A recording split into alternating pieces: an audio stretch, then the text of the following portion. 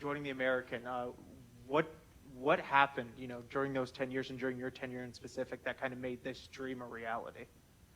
A lot went into it, and I would say I don't think it's any one thing. There's been a lot of philanthropic support into this in this athletic department. There's been a lot of really the people that I thanked, a lot of the previous coaches and staff, our current coaches and staff, a lot of hard work. I think taking advantage of a strong vision for what we can be in this community. We really do. We talk about it all the time, but we believe we're on the cusp of becoming just totally recognized as the hometown team for not only Palm Beach County but Broward County in this area. And we've grown in not only popularity, we've grown our revenues, we've grown our budget, and we've had a lot of competitive success. Our facility enhancements, I think, have been key for us, and just success across the board. And it's for us to be only as young as we are as an athletic department, in particular our football program. It's pretty incredible how far we've come, and as we keep going back to Coach Howard Schnellenberger, but that vision of the only variable in time, I think, is something. The only variable is time is something that we all continue to reflect upon, and we believe in what we're doing, and we're very passionate about it. And it's a community effort. People keep congratulating me today, and it's not me. It's I congratulate everybody else. I mean, everybody's been involved in what's happening here. It's a testament to Florida Atlantic University, really, and the community.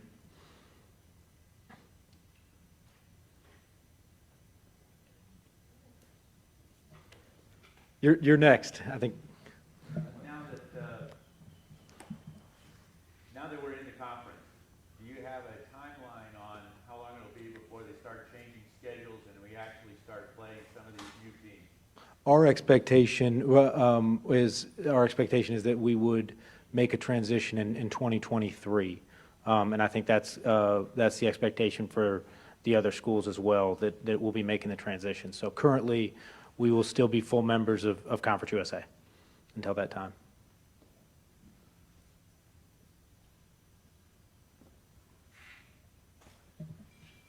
One other question. Will there be a probation where we not be able to go to a bowl game in 2023 or whatever? Is there a year probation? Well, we have John Stevenson, our head of compliance, in the room, so I sure hope we're not on probation that I don't know about. John hadn't told me that yet. No, we do not anticipate anything of that sort. I think we had one question in the middle. I'd like to know if the restrictions or rules from one conference to the other are the same, or there are other restrictions or rules for this new conference? There will be conference bylaws that are specific to every single conference. A lot of them are pretty consistent and similar, but I don't know of anything substantial that would be different within a rule compliance perspective between our current conference and the conference we're looking to join in 2023. How do you think the TV deal that the American has would impact your ability to recruit players in South Florida and around the country? I think twofold. I think one, yes. I mean, the TV deal alone, the exposure of being on national television, the number of nationally televised games that we currently compete in versus what we might compete in that television package. There's a ocean of difference between them. So we're very excited about the enhanced, I think, exposure from a nationally televised games perspective, and that's a huge advantage. But I also think recruiting is, you're competing with other institutions, and being a member of the American Athletic Conference, we see as something that would be a huge advantage for us in recruiting. I know all of our coaches immediately would be able to recruit to a higher level league. Dean Gropper. Have you thought about any particularly interesting new rivalries? Any schools in the American you really look forward to establishing new rivalries with? Football, basketball, all across these sports.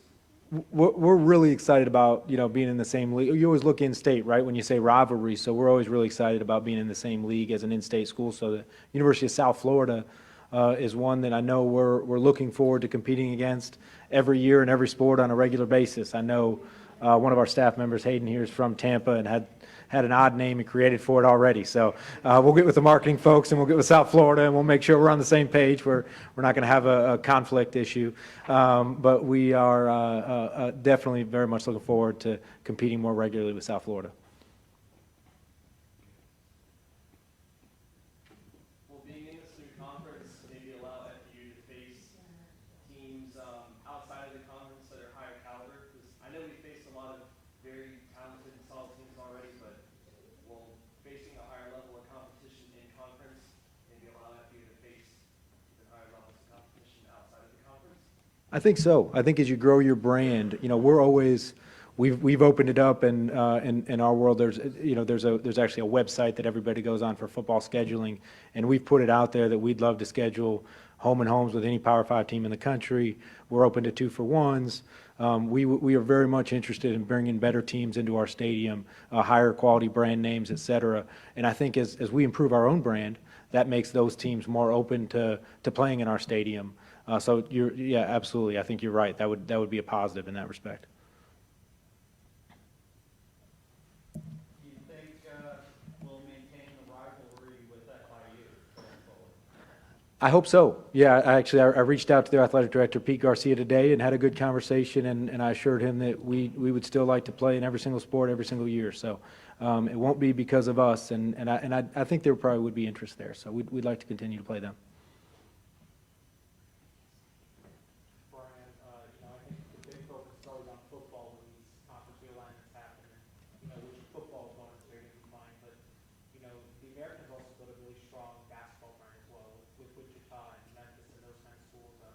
What kind of impact does that have on the basketball program and on the other sports as well?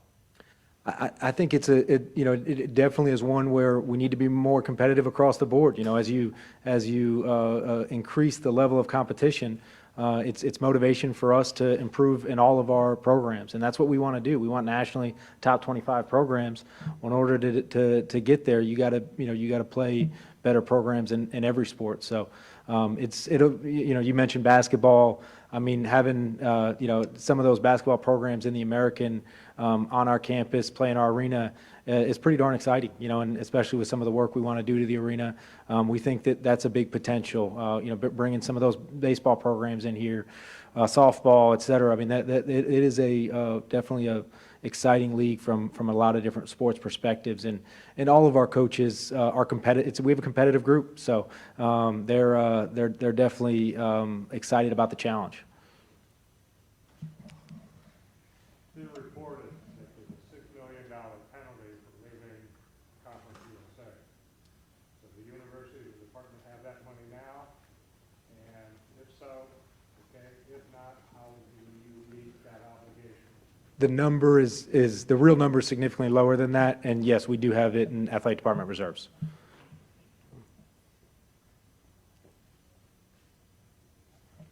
Brian, congratulations again to the community.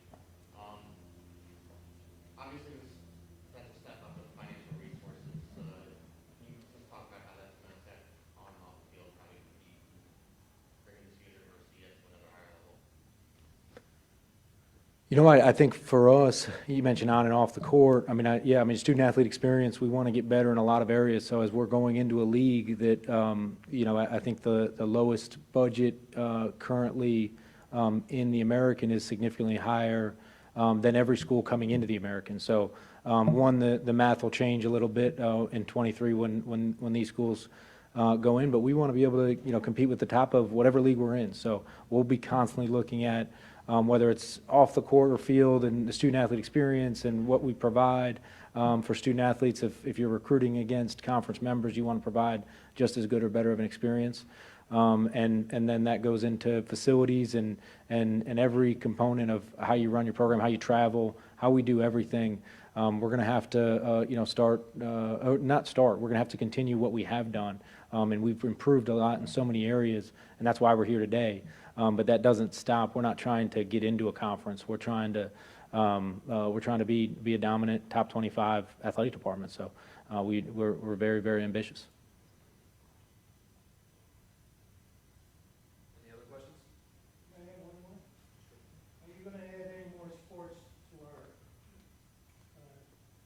That is not within the current plans to add sports at this time. If you have ideas, though, we can talk after.